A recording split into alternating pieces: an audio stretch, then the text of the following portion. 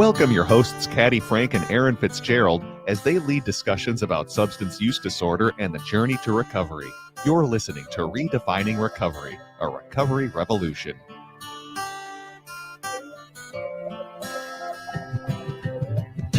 Good morning.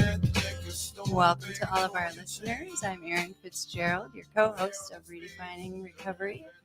Our host with the most, Caddy Frank, is up in Duluth training a Recovery Coach Academy up at RAD, the Recovery Alliance of Duluth, which is the recovery community organization up there, which is exciting. I get to go and join her in a couple of days, and actually I get to relieve her on Thursday so she can go up to Togo, to the prison up there, where she recently trained 21 gentlemen up there to become peer recovery specialists who are incarcerated. And some of them have already re-entered the community, which is really exciting. So she gets to go celebrate with them.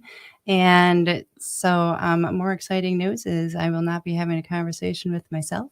I have with me Alicia from Minnesota Recovery Connection, and she helped train those gentlemen as well.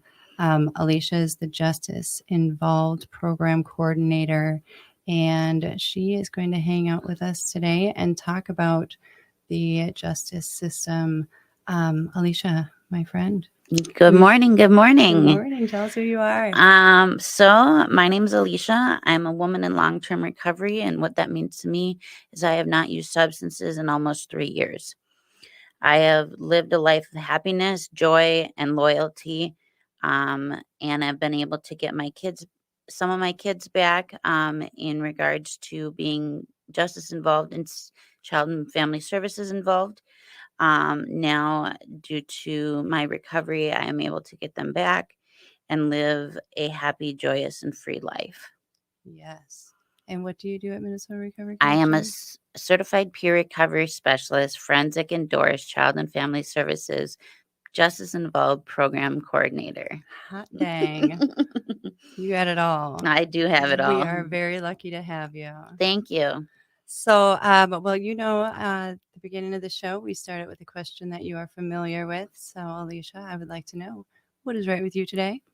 What is right with me today is after 3 years of recovery, I have now gained lawful employment, have a place of my own, and like I said previously, I'm getting full custody of my oldest son back. Yay. That makes me happy. Now you get to ask me. Oh, yeah. What is right with you today, Erin? Well, thank you for asking. What's right with me today? I get to go up to Duluth again. I love getting to travel and meet people in our community, in the greater community, and train with them.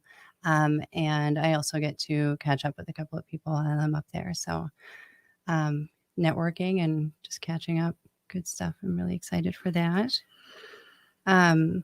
So I would love to know just a little bit before we talk about what you actually do and why it's so important to our community.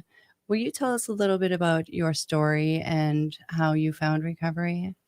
So I started with some traumas in my life, some sexual abuse traumas in my life around age 12 from a family member.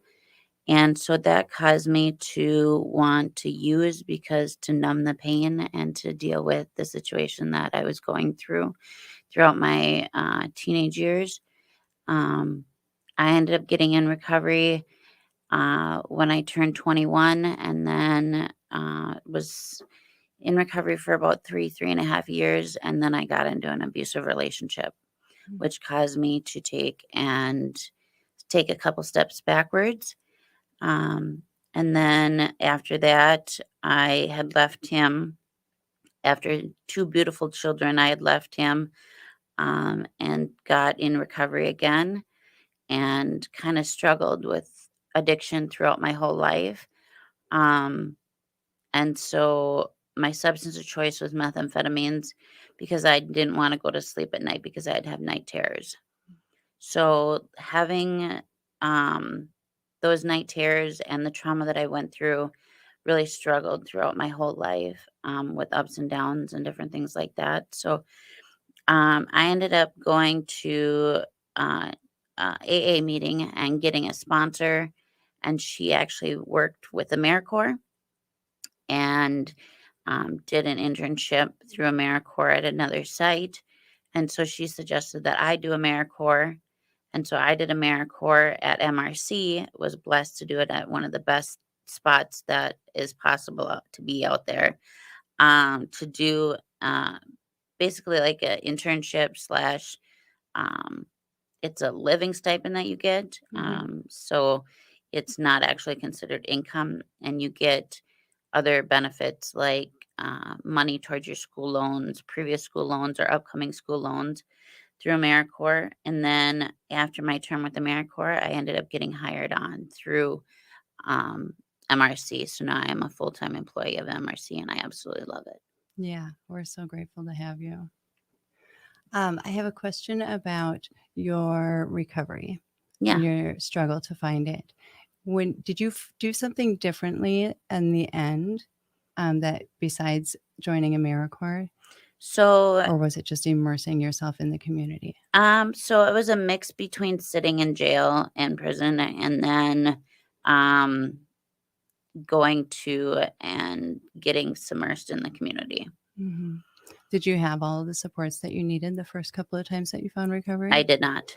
Because of like location? Or you just didn't Yep. know? I was in northern Minnesota. Yeah. So there's not very many resources up there for support. Yeah. Geographically, it can be hard sometimes. Yes. Yeah, that's difficult. What community are you from? Mahnomen, Minnesota, the White Earth Reservation. Yeah.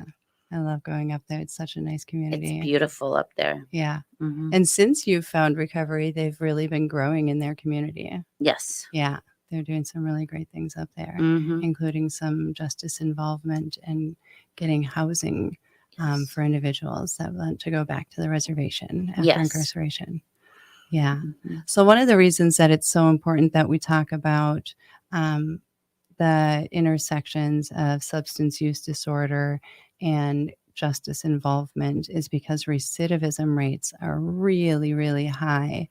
And so it's so important, like what you and Caddy have done with the gentleman in Togo at the prison there, and at the other prisons that we've trained other individuals in Moose Lake twice now, Lino Lakes, Faribault, and Shakopee, and then women in Shakopee. Yeah. And so having folks that are incarcerated either lifelong and they're going to be there and can help people that are coming in just get some information and help them kind of understand themselves a little bit before they come back out into community can be really important in helping people make connections to like peer services. Absolutely.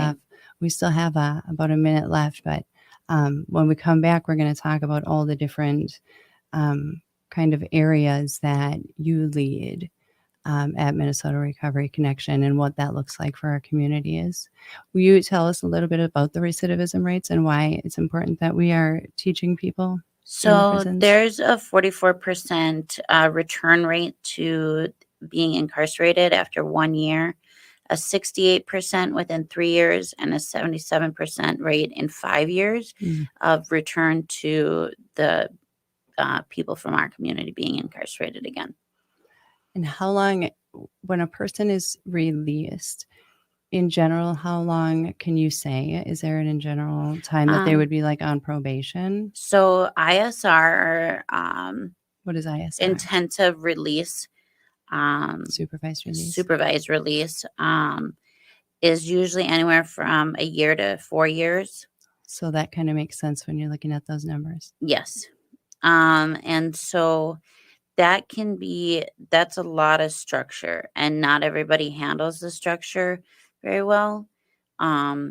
Some do better than others, but it's a lot of structure. And if you don't have the right community supports built up in the right, spots to do volunteering and working, and, don't have their basic needs met, is when I see the chances of recidivism go up. Excellent. We're going to talk about this a little more when we come back. Thanks for joining us, Alicia. We'll see you guys in just a minute. Sounds good. Thank you.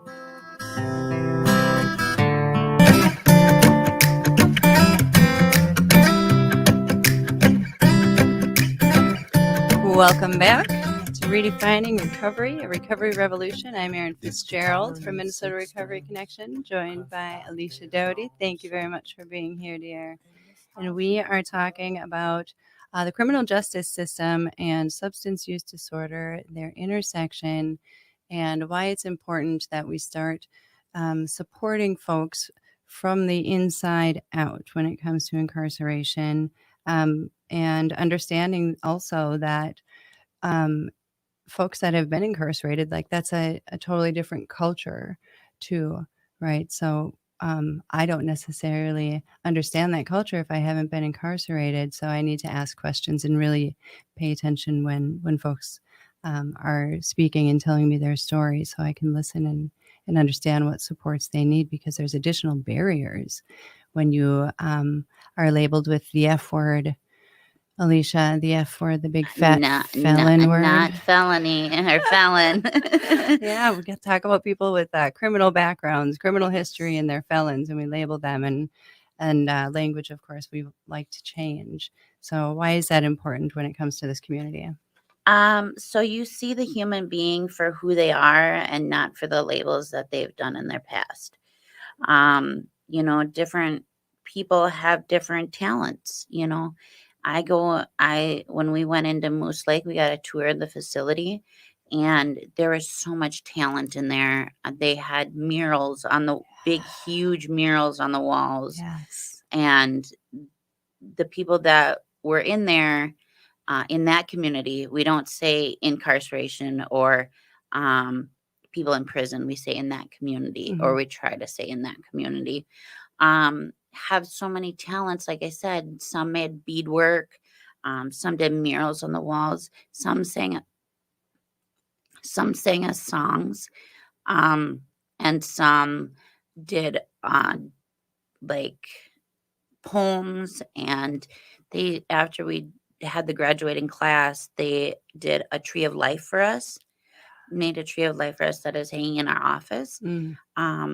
And the tree of life had their fingerprints on it and handprints on it, and it just made it so amazing. Was that from the first group of gentlemen that you trained up there? The second group. The second group. Okay. I love that y'all have done that twice up there. Yes. They are very receptive to the work that we do, whether, like you said before, whether they are incarcerated for life or in that community for life, or if they are getting out shortly, or in a transition going from facility to facility.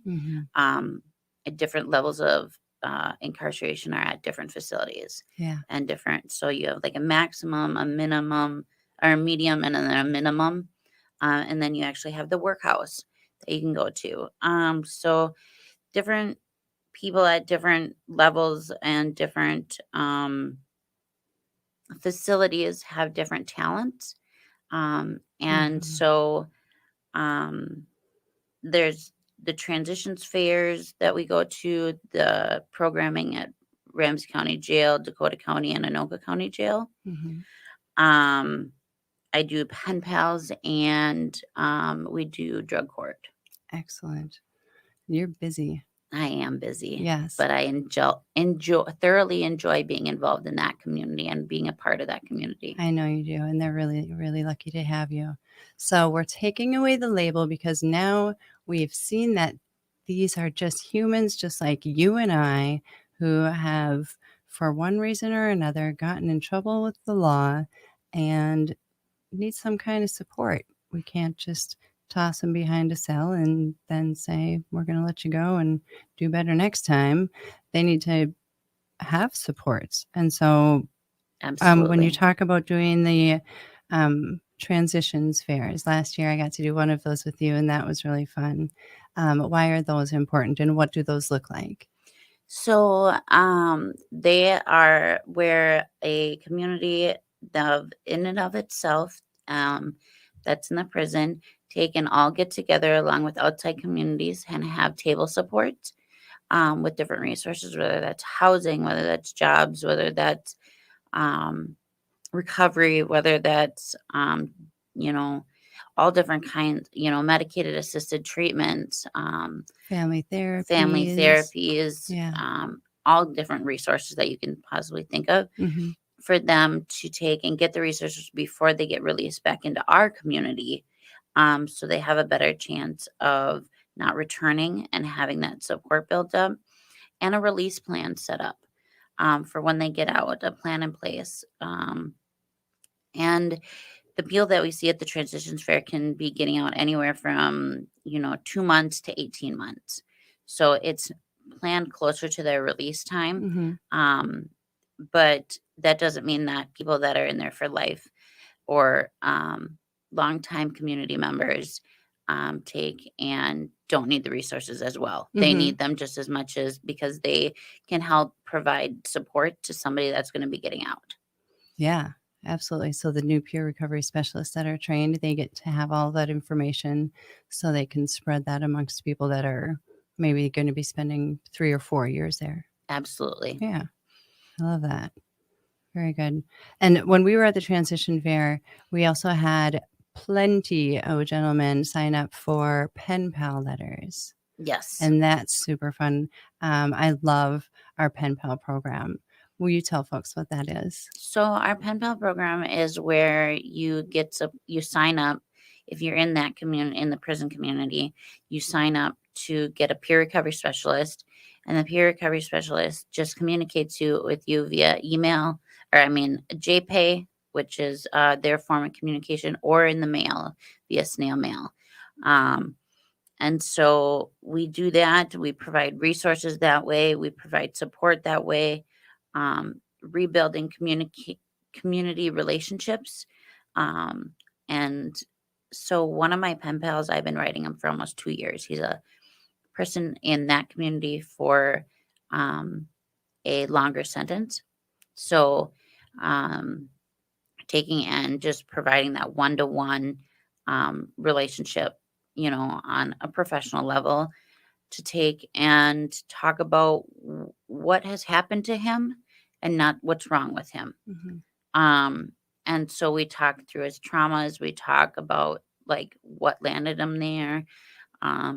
Talked about, different ways to better himself for when he gets back into our community, or how he can spread the word while he's in there, and different programming skills that we can work on together while he's in there.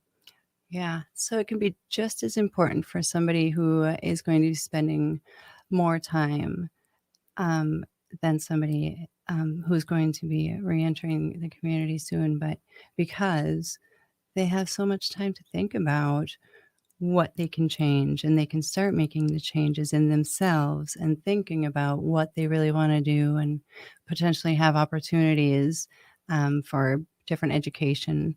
And you can help support them with all of that. Absolutely. Yeah. And it's nice to know that there's supports out there now, because when I was incarcerated, there was not that many supports. You had church and you had AA. Those were your only two options, and nothing against them, because I absolutely loved them and I took, pride in going to them. But that was it.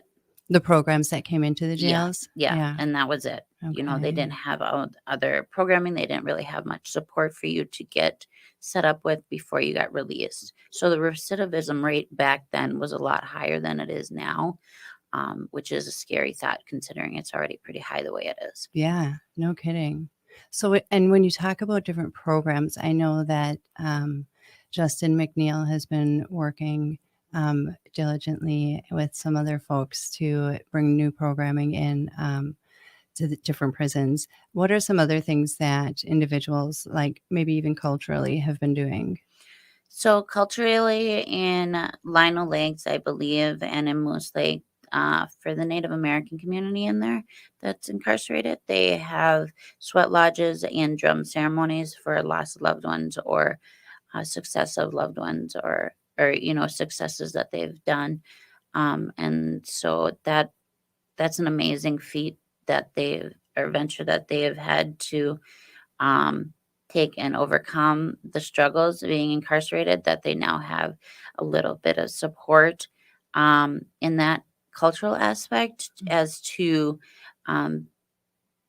just feeling like they have a sense of home, even though they are in that community. That's really great. And so when you go to the jails, and Yes. you said that there's several different jails that you get to do outreach at. Yes. What does that look like? So it's Ramsey County, Anoka County, Dakota County, and then we do drug court as well. But we provide different recovery related topics. I go in there, tell my story, hand out resources that they may need. We also get them to sign up for the pen pal program. It's a little bit more difficult in the county jails to do the pen pal program because it's a shorter stay in that community. But we provide resources, and the programming topics that we talk about are recovery related topics to help them be successful for when they are released back into our community, as it is a shorter stay. Mm-hmm. We work on codependency, anger management, grief and loss, stress, triggers, and you name it, a whole bunch of different array of topics, whatever will help them be successful for when they get released. And those topics are brought to you by the folks that are there, correct? Yes, absolutely. Yeah. So they tell you what they want to talk about. And this is all voluntary. Nobody has to go and see you when you go there for No, your programming, but they really enjoy you coming there and giving them information. absolutely. The classes are maxed out at 10 people per class and Mhm. 2 classes per day. And so it's hard because you want to serve as many people as you can reach, but we're only limited to the ratio of 2 to 10 or 1 to 10. Mm. 1 staff member or volunteer, or 2 staff members or volunteers to 10 people in that community, in the incarcerated community. Oh, so when you take a second volunteer with you to do that, it's still maxed at 10? Yes. That's a bummer. Yes. Yeah. Because the classes fill up so quick that there's waiting lists. Mm-hmm. Do you at least get to leave some information and some paperwork for the other folks? Absolutely. And the people that come to our class or our programming ask if they can bring them some extra materials back to their cellmates or another incarcerated individual that is in that community. Yeah, because now that people know that they have options and they know that there's support for them, they want it. Yes. I love it. They also call us on the phone to get support over the phone, or just to come talk and say how your day is going. Mm-hmm. To do a check-in that way over the phone if they're not able to make it to class, just so they can start building that rapport up with us before they get out. Excellent. I love that. And then what about the DWI or treatment court? Do you all do the all recovery meetings there, or do you just meet with folks and chat with them about what's going on in life before their hearings? So we do an all recovery meeting, and then we also take and talk about like what supports they need, what their treatment or drug court or DWI court looks like, what stipulations they have to fulfill, or what requirements they have to fulfill for their release or graduation of that. And usually it's 4 steps that they have to complete, or different 4 stages that they have to complete before they graduate. So kind of what that journey looks like to them. And everybody's journey is different, as we know in recovery, but different pathways for different people. But overall, what does that look like for them as far as their recovery journey goes within the process of also following the regulations of the court systems? And in those cases, because I'm not familiar, is it check the box and then you are done with that program, or is it like a set amount of time that you have to stay at each of those levels? So it's a little bit of both. If you're showing progress and getting involved in your community and, fulfilling all your obligations, it can be a shorter amount of time. If you're just doing the bare minimum, it's a set amount of time. Gotcha. If that makes sense. Yeah, certainly. Very good. And those folks sometimes sign up for peer services as well? Yes. Okay. Good. What are the other things that we're doing? We advocate at court, and for people that have attended class or programming 3 times, we try to support them in writing a character letter of that they've attended class 3 times.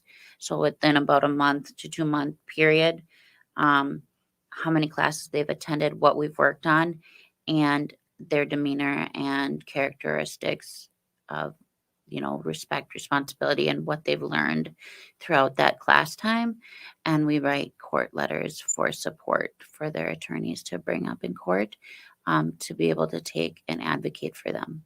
So you get a little bit of one-on-one time when you go to the courthouses with Yes, folks? yes. Very nice. Yeah.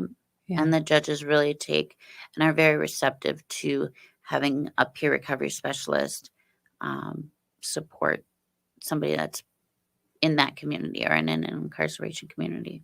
And so do they have peers at all of the counties at drug courts and treatment courts? No, they do not. I wonder what that would look like. That is in the process. Excellent.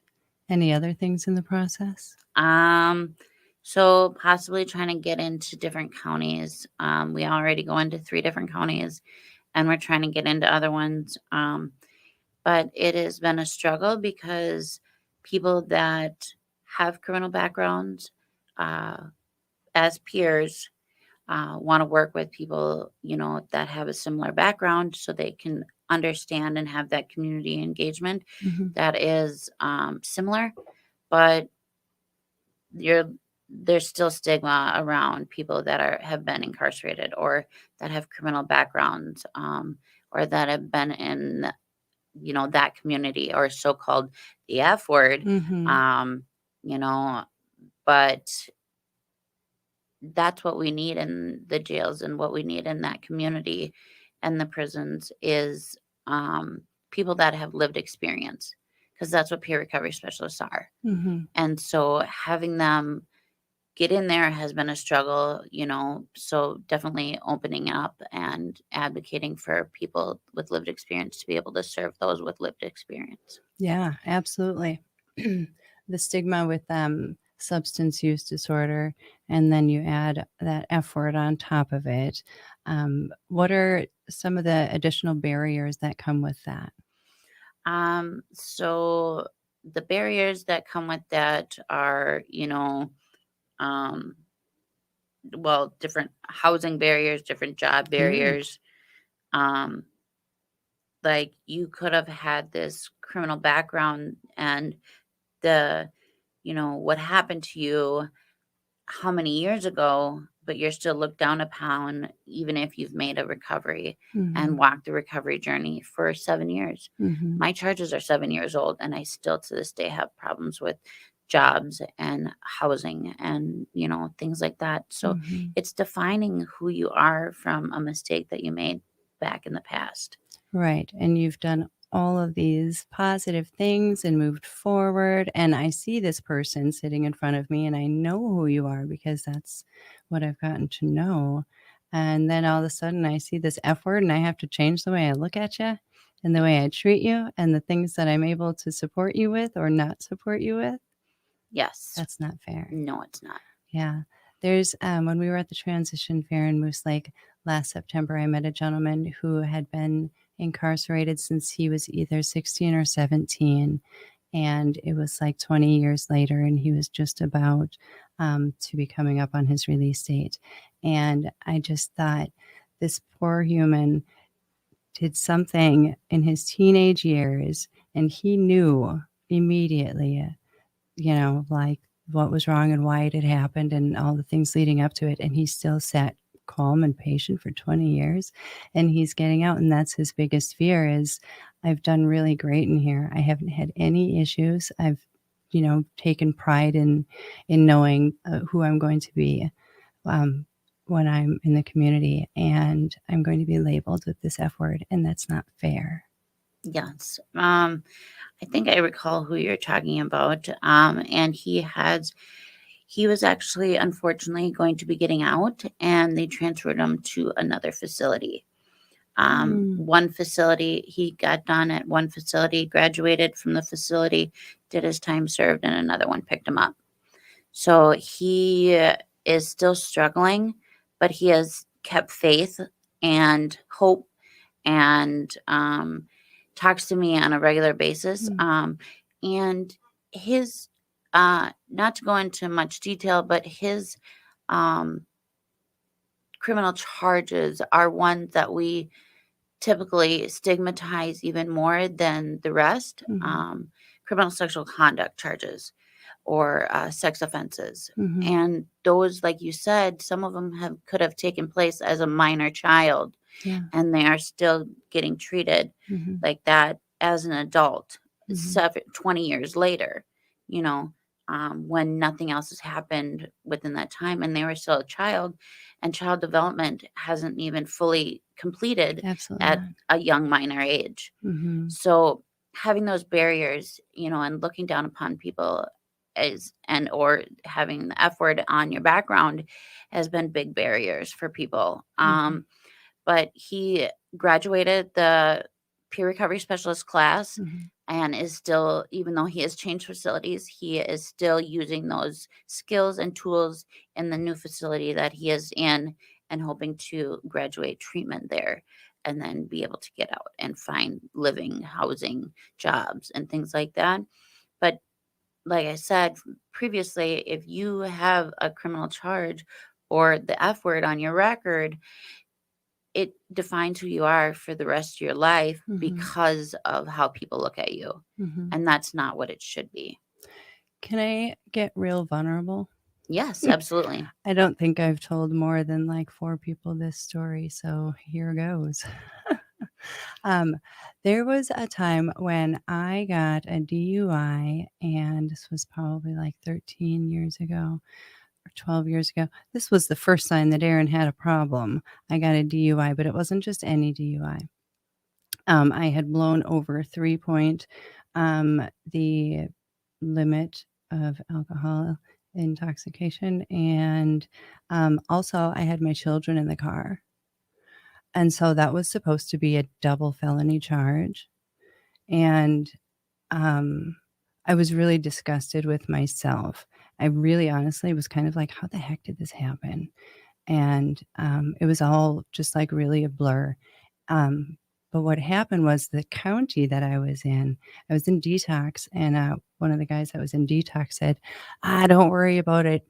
You're going over to Mower County. You got to let him go, Joe. And I said, okay, good. I don't know what that means, but maybe I'll be okay, because they had seized my vehicle. It was a brand new car. And, I was worried to death that like my children were going to be taken away. Like I had no idea. I'd never even been in trouble at all in my life. And so I went to court, and it went to, a couple of times, and I ended up getting a misdemeanor. And so I had an intoxilizer put in my vehicle for a year. And that was about the only thing that I think I had to pay a fine as well, or community service hours. It was one of the two, and I paid the fine. And I was really relieved. I was so grateful. But what happened was I did not get punished the way that I probably could or should have, really. And so I just kind of went along doing the same thing that I had been doing, because I saw that there was no repercussion for what I had done. But I was so grateful that I didn't have that F word attached to me. Yeah. I often think about that and wonder if I would have gotten in trouble, if I would have had the county come at me the way that they do for many people, if that would have changed kind of how my recovery went. I know for me, it did. Child and Family Services put a timeline on my recovery. They put a timeline on getting my mental health in order. In order for me to get my kids back. And as we know, recovery is an ongoing journey. Mental health, you can, it's an up and down roller coaster. You can be in recovery from different mental health disorders and things like that, but it's still an ongoing lifelong recovery journey, So because of my substance use, they put a time limit on, you can fix an A word or an addict, somebody in recovery you can fix, or, they can get better, but somebody with mental health or anger issues, not so much, according to the county.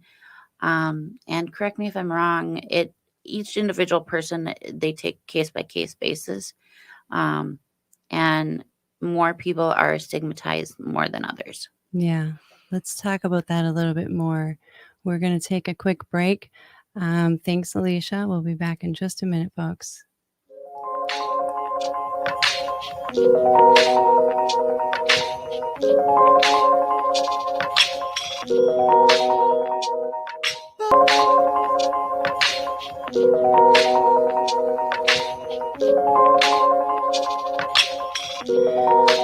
Welcome back. We are redefining recovery in the criminal justice system. Thanks to Alicia Doty for joining us today. Before we went to break, I had just shared a situation in my life where I probably could have had a little more involvement in the criminal justice department, but I was really let go with a slap on the wrist, and I was grateful for it because I did not have that F word attached to my name for the rest of my life. That would be felon. And so I was grateful for that. But there was probably some missed opportunities there because I could have potentially found recovery or, like you said, like some mental health help sooner in life, but I did not. So that being said, there are certain people in our communities who really could be beneficial and helpful. Like the judge in that case could have asked some questions and maybe gotten to know me and my situation a little more. Or sometimes police officers, when we find individuals in the streets, when we encounter somebody who's involved in a criminal act, whatever. What do you think some of the misconceptions or barriers are with other folks that we encounter? So I know when I go into Ramsey County, a language barrier is a big one. And MRC has been doing an amazing job with trying to become more diverse and open to different languages and providing services to people with different language barriers, as that has been a major struggle in the past. It's still a struggle, but we're working on it. And it's just one foot in front of the other. Immigration status is another one, people that, and, correct me if I'm using some stigmatizing language, but the immigration status is, hard on a lot of people, and it separates a lot of families, and that can be a big barrier to people in recovery. Where Minnesota's a, recovery state, land of 10,000 treatments. So, I mean, people want to get help, but how do we help the people that want to get help? And that's just breaking those barriers down, advocating for people, and trauma and generations and individual trauma. The big A, little a, or big T and little t, sorry, correct me. Big traumas, little traumas, everybody sees them as different, different traumas that they have in their life. Just because something small or minor happened to you doesn't mean that it's not a big trauma for somebody else.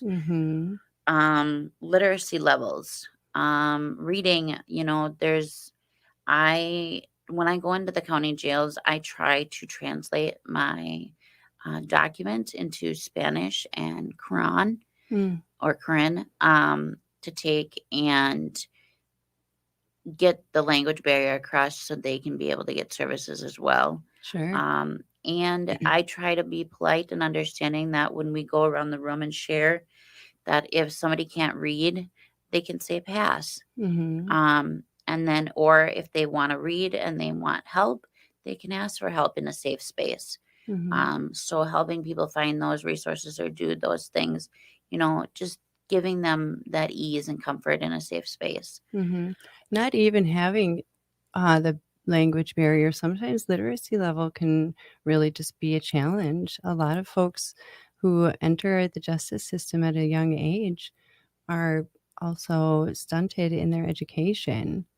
right? Absolutely. And so we really have to educate people on like these are your rights and these are some options. And Yeah, most facilities now have the GED program in them. sure. Not so much the county jails, some do, but most of the prisons or that prison community Mhm. has options for them to get their GED in there while they are incarcerated. Yeah, but just things to be aware of. Yes. Yeah. Yeah. Mhm.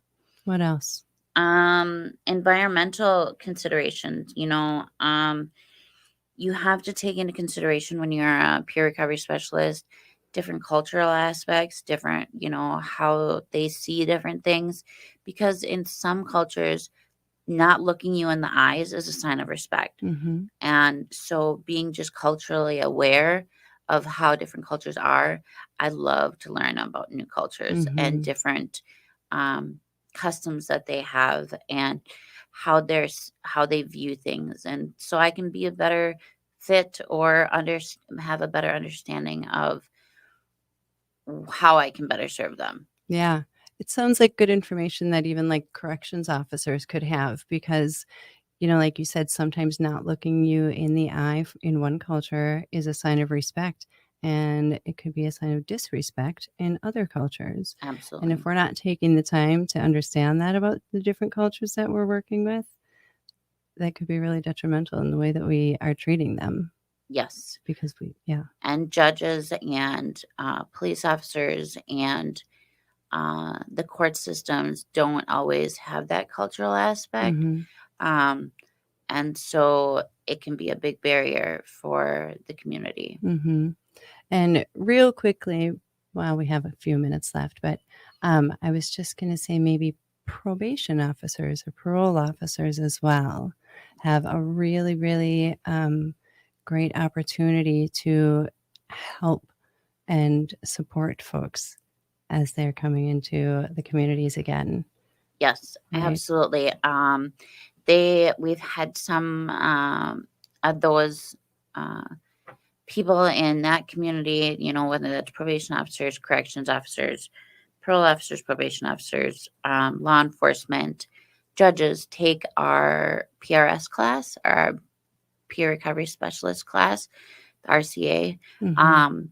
And so they can have a better understanding of what that looks like and how to better communicate with people, along with the harm reduction class, Mhm. understanding that there are other options and other pathways out there for different people on different roads of recovery.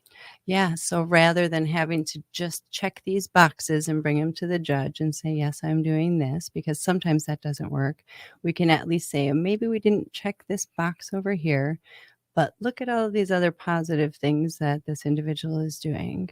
Can we take this into consideration? Yes, and Right. that's advocating for them. Absolutely. Yeah. You're a really great advocate.